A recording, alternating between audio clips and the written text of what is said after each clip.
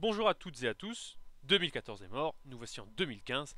Je vous souhaite à tous une très belle année, qu'elle vous soit favorable, qu'elle vous soit propice, qu'elle vous permette de réaliser de nombreux projets, de nombreuses réalisations personnelles comme professionnelles, bref, que ce soit un grand cru pour tout le monde. En attendant, nous allons reprendre ce que nous disions, à savoir les fortifications serrées de rivière. Et il est temps de conclure cet intéressant dossier et de voir, en fait, en guise de fin, le devenir de ce système et essayer de comprendre ce qui est devenu tout simplement. On avait vu la dernière fois que ce système, serré de rivière, avait été, vous savez, édifié pendant plus d'une dizaine d'années, qu'il avait coûté extrêmement cher, et que surtout, à peine construit, il s'était fait déclasser par cette révolution qui était l'obus amélinite. Donc un nouvel obus avec une charge et surtout une puissance explosive beaucoup plus importante qu'avant, qui rendait donc pratiquement caduques toutes les fortifications françaises établies, pourtant avec un sérieux, avec une cohérence certaine. Les auteurs que je cite en bibliographie n'hésitent pas à comparer cet effort à celui qui avait été fait par Vauban à l'époque.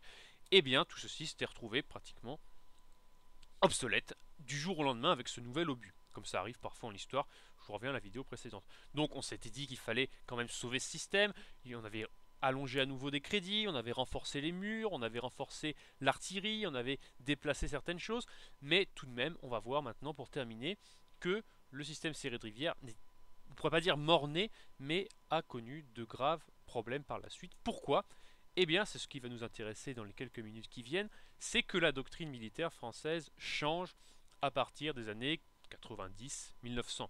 Jusque-là, souvenez-vous, on s'était dit qu'il fallait mettre le pays à l'abri d'une éventuelle attaque, donc de l'ennemi désigné qui était l'Allemagne, même si on a vu qu'il y a des fortifications qui avaient été faites du côté de l'Espagne et de l'Italie, l'ennemi désigné reste quand même l'Allemagne. Eh bien, pour protéger la mobilisation, on avait édifié ce système. Sauf que les penseurs militaires français de ces années 90-1900 se mettent à réfléchir à d'autres aspects. Donc l'un des plus connus de l'époque, c'est le colonel de Grand-Maison. C'est lui qui dicte un petit peu, qui fait un peu la pluie et le beau temps dans la doctrine militaire française. Il n'est pas le seul. Vous avez déjà des personnes qui donnent des cours à l'école militaire ou dans d'autres endroits, comme Pétain. Mais on sait déjà que cette doctrine va changer. Pourquoi le colonel Grand-Maison et d'autres estiment que la France, en 1870-71, a perdu parce qu'elle a fait preuve de pusillanimité. Je vais y arriver, un mot assez complexe qui veut dire n'a pas fait preuve d'assez d'audace, d'assez d'allant, d'assez d'offensive. En gros, on estime que la France a été vaincue parce qu'elle a été lâche. Donc, c'est une interprétation qui est un petit peu maximaliste. Je vous renvoie aux vidéos que j'ai faites sur la guerre 70. C'est quand même plus compliqué que ça. Mais vous savez qu'on essaie toujours de trouver des causes à une défaite et que parfois on passe d'un extrême à l'autre. Et d'ailleurs, en France, nous sommes assez spécialistes de ce genre de choses. En termes historiques, ça s'est vu plusieurs fois qu'on est passé comme ça d'un extrême à l'autre. Je vous renvoie à ce qui se passe dans la marine à l'époque aussi, avec la doctrine de la jeune école, etc. On pourra faire des vidéos dessus. Donc on estime qu'il faut que la France soit offensive et mobile pour vaincre l'Allemagne. On redécouvre donc les campagnes de Napoléon. Il n'y a pas que Grand Maison, qui est quand même moins connu du grand public. Il y a des gens comme Foch qui redécouvrent les campagnes de Napoléon. Vous savez que Napoléon était connu pour utiliser essentiellement le mouvement, pour réussir à isoler ses ennemis les uns après les autres et les vaincre dans des batailles d'anéantissement.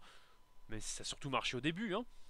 Par exemple avec Ulm, qui est une bataille pratiquement parfaite, puisqu'on n'a pas tiré presque un seul coup de feu. Austerlitz aussi, qui est une très belle bataille qui met fin à la campagne, ou plus tard, après quelques échecs ou semi-échecs comme Eylau, Friedland en 1807, qui met fin, enfin, ça fait deux fois fin, tant pis, à cette douloureuse campagne de 1806-1807. Donc on estime qu'il faut revenir à cela, qu'il faut anéantir l'ennemi en une seule bataille en étant offensif et mobile. Alors, quand on entend de pareils propos, qui ne sont pas inintéressants d'ailleurs, eh bien qu'est-ce qu'on se dit? Que tout ce qui ralentit l'armée française doit être éliminé, ou du moins minoré. Donc c'est l'époque où l'artillerie en pâtit énormément. Donc vous savez, en 1897, la France met au point cet excellent canon de campagne qui est le modèle 75, mais elle le fait au détriment de l'artillerie lourde. Donc elle s'est rendue compte, en 1914, que les Allemands, même si le canon 75 est excellent, avaient des pièces plus lourdes, des pièces d'un calibre supérieur qui pouvaient contrebattre les batteries françaises. Ça veut dire leur tirer dessus en réponse et ne pas être, là, dans le cas précis, gêné, puisque le 75 français ne tire pas assez loin. Donc on estime qu'il faut raboter un peu les ailes à l'artillerie lourde et également aux fortifications, nous y venons. Donc le plan français est de passer simplement rapidement à l'offensive sur la frontière allemande, c'est le plan 17 en 1914, parce qu'il a eu 16 prédécesseurs, et donc aller le plus vite possible. Qu'est-ce qui se passe finalement pour ces fortifications serrées de rivière? Eh bien, une grande partie de celles-ci sont déclassées. À la fois puisque la doctrine française a changé, et également puisque, on l'a vu, l'obus à la mélinite en a rendu une bonne partie caduque. Donc beaucoup sont déclassées, ça veut dire qu'elles ne sont plus considérées comme ayant une valeur militaire, et elles sont retirées des listes d'effectifs, etc. Ce qui a amené, même si des fortifications serrées de rivière se sont battues en 1914, eh bien, des choses comme la suivante. Vous savez qu'en 1916, à Verdun, des forts comme celui de Douaumont étaient pratiquement dépourvus de troupes. Il y avait quelques territoriaux, on avait enlevé l'artillerie, etc. dans les années ou dans les mois précédant la guerre, précédant la bataille. On ne va pas s'étendre là-dessus très longtemps, simplement, j'ai voulu vous faire comprendre très rapidement aujourd'hui que ce système serré de rivière, malgré tout ce que l'on a vu, toutes les heures qu'on a passé dessus à le voir ensemble, eh bien, vous voyez que à cause d'une doctrine qui change, à cause d'une révolution technique qui est le but à la mélinite, en fait, finalement, on n'a pas servi à grand chose. Donc des forts ont été déclassés, on a cessé de les entretenir, et ceci a été finalement parfois dur, puisqu'on s'est rendu compte que les fortifications en 14-18 avaient encore un intérêt, et que des forts comme Douaumont, s'ils avaient été mieux défendus, s'ils étaient mieux armés, auraient peut-être pu changer certaines choses.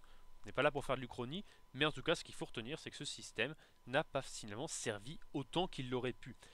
Ce qui ne veut pas dire que la France a abandonné totalement l'art de la fortification, puisque vous savez qu'après la Première Guerre mondiale, on a vu en France une troisième grande vague de fortification, qui est la fameuse ligne Maginot, qui elle aussi se retrouve surtout sur la frontière Est, même si elle ne couvre pas la Belgique, ce qui est un peu le problème d'avant, et un peu sur la frontière italienne, où là, elle a tenu. Donc vous voyez, il y a des parallèles à faire entre cette ligne Maginot et cette fortification serrée de rivière.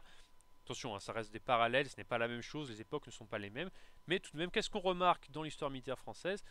Que cet effort de fortification est certain, qu'il y a un art de la fortification en France, qu'il est cohérent, qu'il est puissant, mais qu'il a des problèmes, qu'il a des points faibles. Par exemple, celui de ne pas être totalement fini jusqu'à la mer, ce qu'on a vu précédemment et ce qu'on pourra voir pour une Maginot, et aussi d'être dépassé par le progrès technique. Là, l'obus à la mélinite, et en 1939-40, justement par le mouvement, puisque vous savez que la ligne Maginot, du moins sur la frontière entre la France et l'Allemagne, n'a pas servi à grand chose.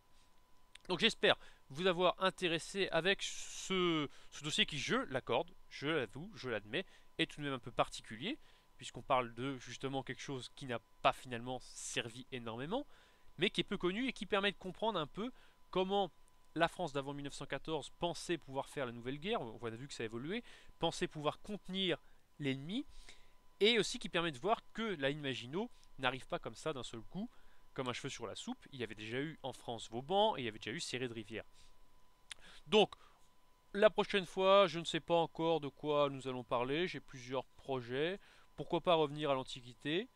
Je pensais notamment à la fin de l'Empire romain et l'intégration des barbares dans cet empire, ou la survivance dans les royaumes barbares de pratiques romaines. Pourquoi pas la Belgique en 1940. Je vous remercie en tout cas de continuer à me suivre, d'être fidèle au poste à la fois sur le site, à la fois sur cette même page, sur cette même chaîne YouTube. Et ceci est sincère. Je vous donne donc rendez-vous à la prochaine fois pour de nouvelles aventures, si j'ose dire. Vous excuserez cet effet d'annonce des plus déplorables.